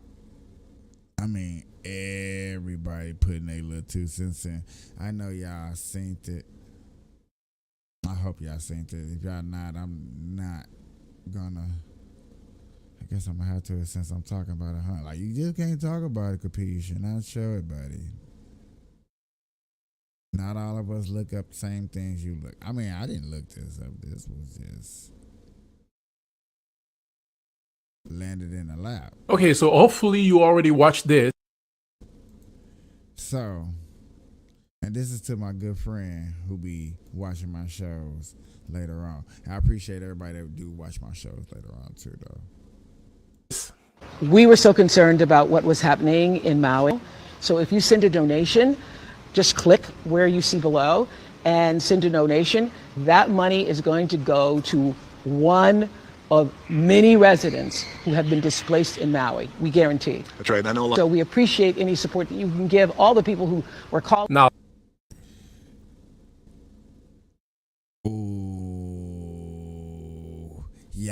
yeah. Oh my God. Before we get to this, ladies and gentlemen, what's finna happen next? Do you have any idea what she's finna say? Yeah, I bet you this lady right here is probably from Maui. She probably say, yeah, I reached out to Oprah trying to get some of that money and probably couldn't get it. Oh my God, this doesn't look like it's gonna go right, ladies and gentlemen. Just saying. Hashtag Red Eyes, keeping underage smoking on social media, killing ourselves for your entertainment. This is the Burn Loud Show. This doesn't look like it's going right. I'll listen to this. You're so concerned about what's happening in Maui that you somehow managed to hire a private firefighting team to protect your land before the fire started. You're so concerned about what's happening in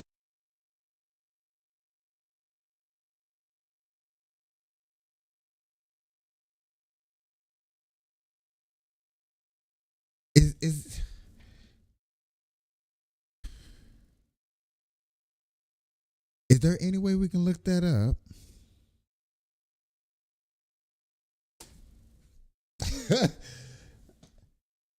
Any way we can look that up? Okay, let's go to the next one. In Maui, that instead of taking some of that land and housing even a small portion of those displaced people, you've hired a private security team to keep them off your land.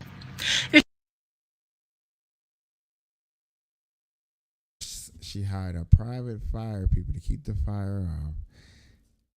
And she just hired private security to keep people off the land. Jesus. You're so concerned about Maui that you simply haven't had time to denounce any of the shady real estate deals which are robbing people of everything they have.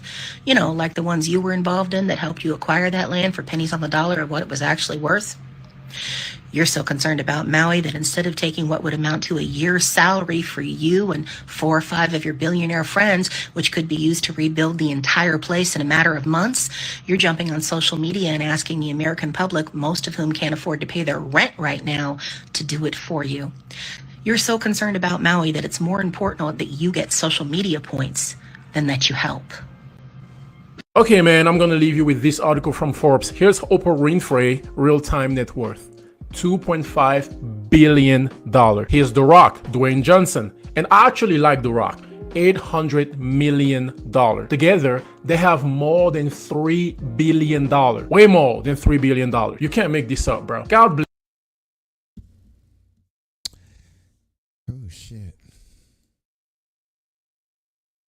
just gonna take the time out to do this real quick for you guys that just came in here, because I just want to soak this in when you see $3 billion staring at you from your phone, from your tablet, from whenever you watch, or if you've seen this or not seen this. But you was looking at $3 billion. The words of most Christians around here in America, because I am a Christian. I may not be the best Christian, but I'm a Christian. If y'all really doing some scandalous stuff, like how that lady just said y'all doing some scandalous stuff, boy, how people gonna say y'all gonna go to hell? Now, I don't like saying stuff like that about people. That's why I say they gonna say y'all, because I don't, like I said, I don't like calling people out. I'm not here to judge nobody. But that's sad. That's how, like, I was never a fan of Oprah in the first place, me personally. I used to be a fan of Whoopi Goldberg. I used to, but, times change. The Rock Johnson, high school, wrestling, maybe. But, bruh, this right here is, I'm sorry, it's hard to fathom. It's hard to believe. Not that hard to believe, but it's hard to really just digest that y'all would go through $3 billion and don't want to touch a penny and ask broke people for money. Yes, it's hard to believe. $3 billion staring at me right now. I'm looking at $3 billion, ladies and gentlemen. Damn, that looks good. You know what? She almost looked my age. Okay, we gonna stop it right there with that. I'm sorry I had to put y'all through that drama.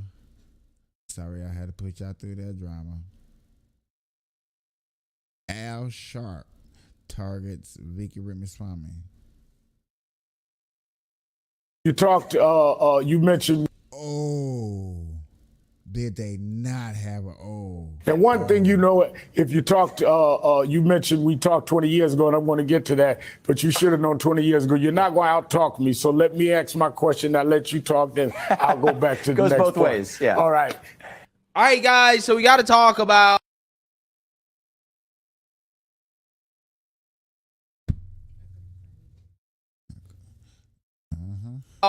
a heated debate between Al Sharpton and Vivek Ramaswamy. Vivek Ramaswamy, who's a GOP candidate that has been on everybody's podcast, everybody's mainstream liberal media or conservative outlet, because, everybody hates the guy, right? So everybody wants to interview him. Everybody wants to talk to him. Everybody hates him, okay? And Al Sharpton definitely hates Vivek Ramaswamy because Vivek Ramaswamy called out woke race hustlers like him, right, Al Sharpton, and his goons, Ayanna Presley and Ibram X. Kendi, who sound... Look at the picture on the screen, how he got that Al Sharpton. He got Al Sharpton look like an assassin, boy. He look like he worked for the mob. It look like he sniffing a little Joe Biden's booty hole. Come on, dog. Al Sharpton been in politics for a very long time, ladies and gentlemen. Does not play no games. Does not act no fools. We're not going to sit up here and just pretend like this has not been going on for centuries. Like he used to didn't like Joe Biden. Come on, man. But I still want to hear what this is. Sound like modern day grand wizards of the KKK with their racial rhetoric. I mean, I literally just did a video about Joe Rogan and Bill Maher basically roasting the woke and their racialized rhetoric, comparing it to the Ku Klux Klan, which tells you everything you need to know about how most people in this country definitely believe that these people are super racist, and they definitely sound like the Klan, okay? It is not out of the mainstream to make that analogy because Democrats have set the precedent that, hey, it's okay to make these types of analogies. Specifically, when you are making these types of analogies, trying to smear the GOP and GOP presidential candidates or governors, like they did with Ron DeSantis, when you had a woke Hollywood actor come out here and compare him to the Grand Wizard of the KKK, or, for example, when Hakeem Jeffries, who now is the leader of the Democrats in the House, he compared Trump, when Trump was president, to the Grand Wizard of the KKK. But Al Sharpton seems to have forgot about that in this interview and is going to get triggered, right? He's going to get triggered when Vivek Ramaswamy brings up the clear double standard and hypocrisy of the left in regards to how they always are calling people on the right, the KKK, white supremacists, using hyper. I am fan to love this interview. Let's get to it. Come on. Ooh, that I'm telling you, that nigga look like he played in the movie Harlem Nights. Swear to God. You want to boo-hoo, whine, and cry about it. So without further ado, go ahead and roll the clip. Welcome back to Politics Nation. According to a brand new Wall Street Journal poll out today that was conducted entirely after the first Republican presidential debate and mostly after the release of Donald Trump's Fulton County mugshot, the former president. Where is Black Lives Matter at when you doing this interview? You should have up there and got your back, because it's gonna go down, bro. And holds a whopping 46-point lead over Florida Governor Ron DeSantis, among. Look at that 59%. That 59%, man, is doing his job. Pence, Scott, you man embarrassed me up on this stage. Let's get into this. GOP primary voters, 59 to 13%. My next guest is also somewhere on that list, but with much less support, with 5%. Joining me now is 2024 presidential candidate Vivek Ramaswamy. First of all, thank you for being here and engaging us in this conversation.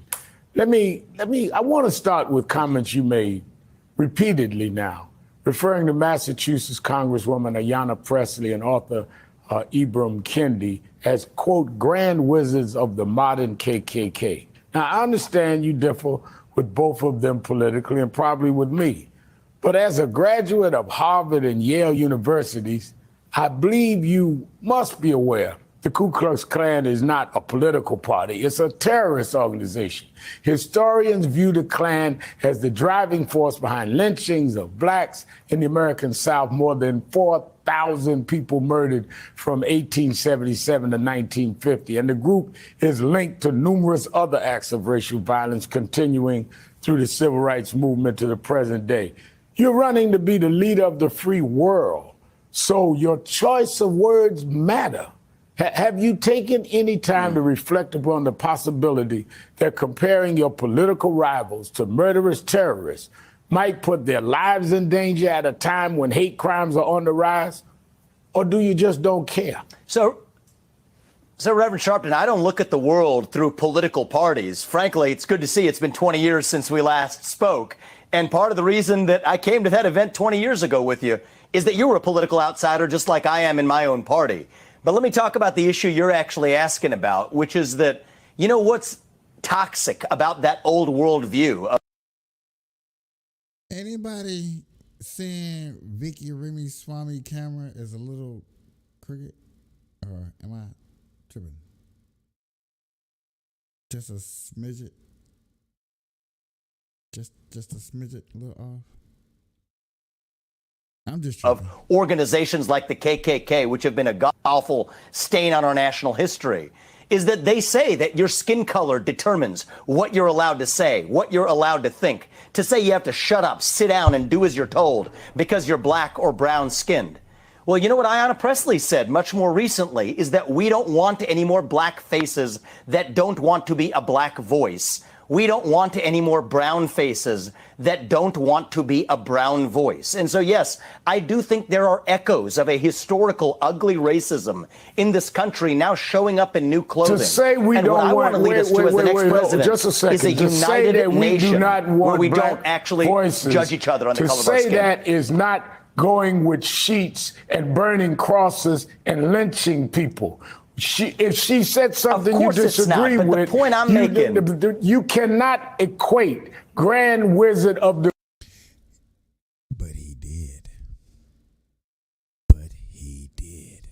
The Ku Klux Klan with somebody saying something that you think is a little controversial, a little too far. Some of our relatives were terrorized by the Ku Klux Klan. I'm trying to get you to understand I know the you're pain intellectually honest. I know you're an intellectually honest guy, and so I will remind you that Hakeem Jeffries drew analogies between Donald Trump and the Ku Klux Klan, and I don't think you had him on pressing him in the same way. So we're drawing analogies here to make a point. He did not call Donald Trump the Grand Dragon of the KKK. He did not call Donald Trump an officer of the modern KKK. Let's not change what was said. So, Reverend Sharpton, though, I'm calling out a double standard and saying that certain people can use certain analogies to make a point. Well, I'm using an analogy to make a point. And the point I'm making is we should stop seeing each other on the basis of our skin color. You see how he said that? He said, no, he did not. He didn't call Trump KKK. Everybody, that granny that was black back in the day was calling, Trump gonna hang us, niggas. That's what they all say. He gonna hang us. He gonna send us back to Africa. Africa's actually technically accepting you with no visa, so you can go to Africa. We can go to Africa.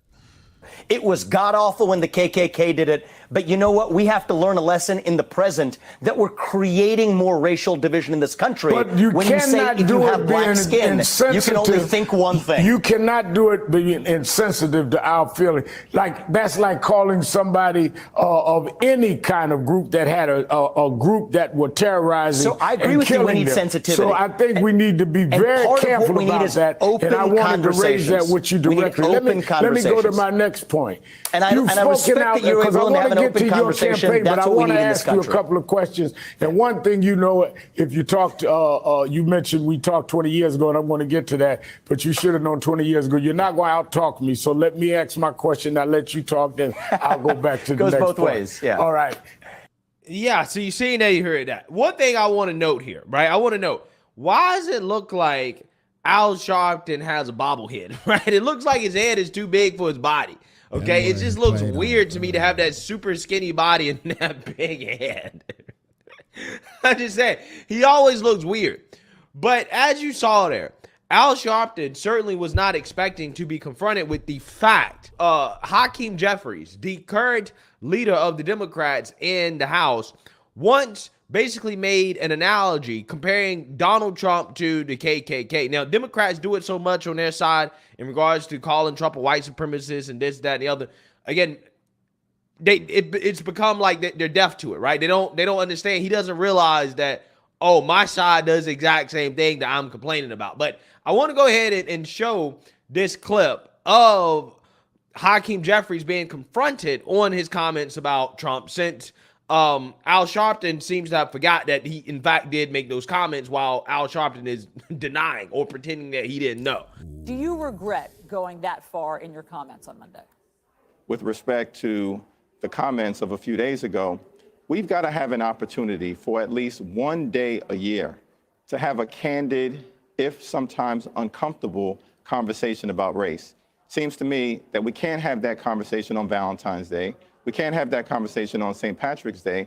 It's perhaps appropriate for us to be able to have that difficult discussion on MLK Day when we're celebrating the life and legacy of a champion for racial and social justice. Yes, but you called the president the Grand Wizard, meaning of the KKK. That's language of the KKK. You think the president of the United States is connected to the KKK? He's a Klansman? Absolutely not. And as you know, Allison, I did not use the words racist in any of my comments. In fact, Wolf Blitzer in the past has asked me whether I believe the president is a racist, and I've consistently said no. I did use a colorful phrase, but of course I don't believe that the president is a card-carrying member of the KKK. Yes, I used a colorful phrase. So yes, I compared Trump to the Grandmaster KKK wizard, but I don't think he's racist.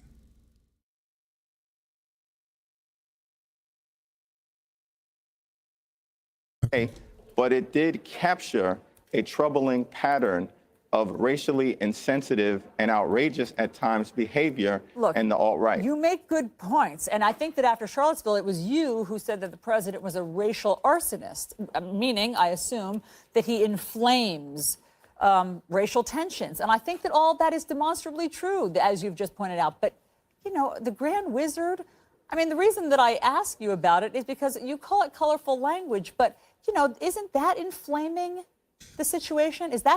Y'all see what the screen say? Just in case people ain't looking. Call him the Grand Wizard of 1600 Pennsylvania Ave. Stop playing. Is that helpful, likening someone to the head of the KKK? Well, I think, as I just pointed out, I do not believe that the president is a card-carrying member of the KKK, but he has presided over and engaged in directly a series of racially insensitive remarks. We cannot whitewash that. Yeah, so you see now, you heard that. Okay, Al Sharpton seems to either be flat out lying, which he probably is, or he seems to have forgotten that Hakeem Jeffries, in fact, did claim that Trump was the Grand Wizard of the White House. Okay, he basically compared Trump to an officer of the KKK, which Al Sharpton on national television straight up denies that Hakeem Jeffries said it, even though Hakeem Jeffries basically didn't take it back. He didn't apologize for it.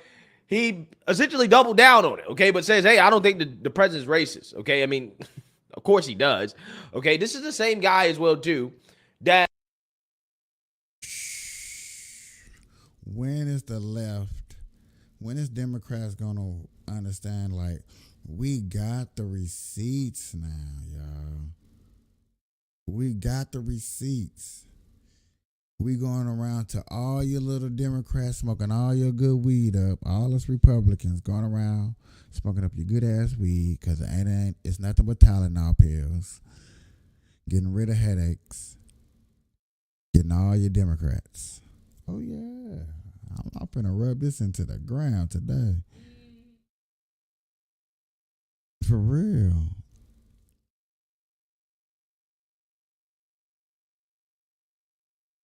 We got some new polls out. We got some new data polls out. Ooh, this came out 4 hours. New polls. Now, y'all know I'm finna go into the new polls. Fuck that.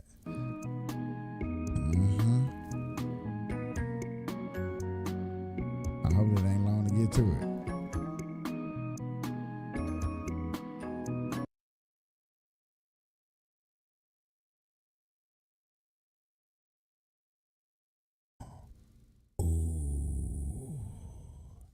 Biden got a 36%, Trump 45%. Biden over this. That's what I'm talking about, y'all.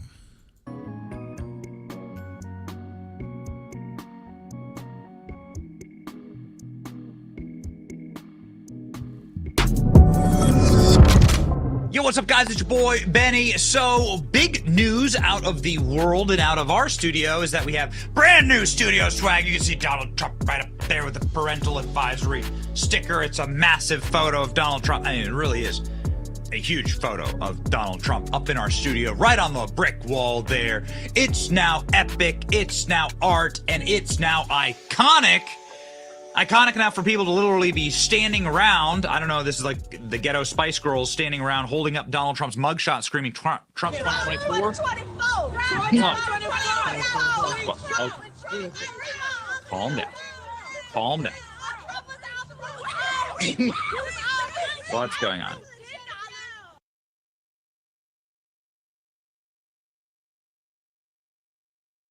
What in the hell? You see what happens when you put a mug on somebody's face? Trump's face, you put him in jail? Oh man, he got the ratchet hose now. Oh no. Okay, well, Okay, got it. Well, make sure that you, I mean, I appreciate these women. Make sure that you raise your daughters so that they don't speak like this, but also, like, Donald Trump's mugshot is iconic and is making the kids wild out. How are you going to fight? Hey, did y'all see old boy walk away? He was like, man, something wrong with these girls. I ain't get no poo nanny. Fight that. How are you going to fight that? Well, apparently you're not going to fight that because new polling is showing that Trump will beat Biden in a landslide. What is this? This is published on Newsmax, but it's a McLaughlin poll. The McLaughlin group, of course, is a famous group of pollsters in Washington, D.C. They're legendary for the accuracy of their polls. What are they saying? After the Georgia indictment of Donald Trump, new national poll shows that he not only beats Biden, but would defeat him in an electoral landslide. How's that possible? The McLaughlin National Survey finds that Trump leads at Biden 47-43. Okay, that's up 2 points. Even more remarkable, we found that Trump was assigned, the poll assigned 4 more points of Biden 2024 voters than Trump. What that means in polling terminology is that they weighted the poll to favor Biden, meaning they had more Biden voters in the poll. Okay? So what this is showing is like a flip from Biden to Trump, which I think you're going to see a lot of. In fact, one of the more miraculous things that happened in the 2016 election. I ain't gonna even stunt with y'all, man. This is beautiful to even see and hear. I am not gonna hold y'all too much longer. Nah, not gonna do that, y'all. We're gonna say this for tomorrow. We're gonna say this for next time. Have a good morning, good afternoon, good night.